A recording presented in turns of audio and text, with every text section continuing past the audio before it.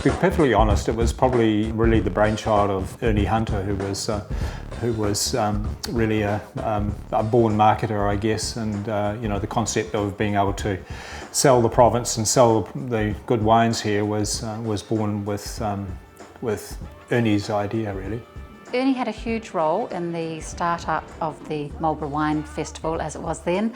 He was a very ebullient Irishman. He liked organising parties and get-togethers, and with a group of people decided that if we were going to get Marlborough known as a wine district, even within New Zealand, that we had to have an event. It was Malcolm Aitken who said, hey look, we need to do something special. Why don't we have a wine festival?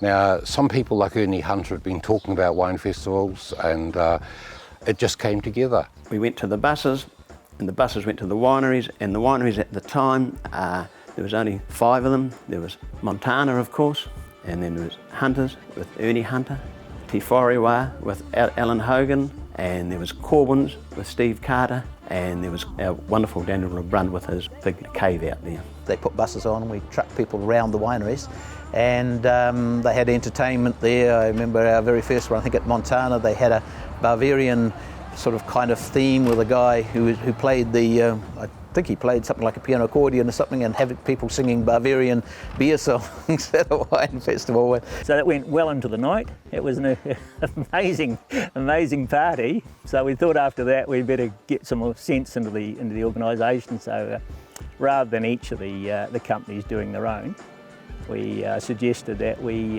got together and we had it all on one site.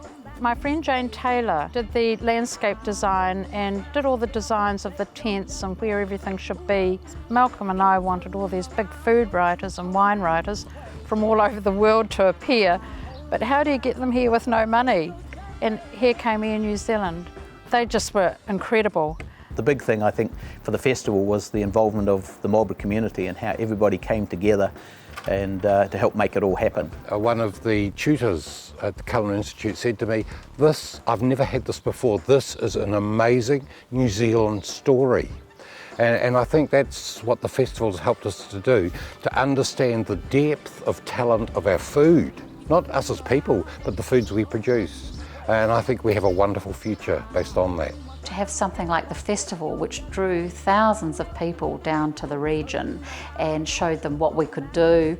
They could visit the wineries, they had a great time, went back, told all their friends, then looked for the wines. I mean, it just was of immense value. Well, to me, the festival has put Marlborough well and truly on the map. We are the Sauvignon Blanc capital of the world, and whenever you say you come from Marlborough, people immediately associate the wines with it.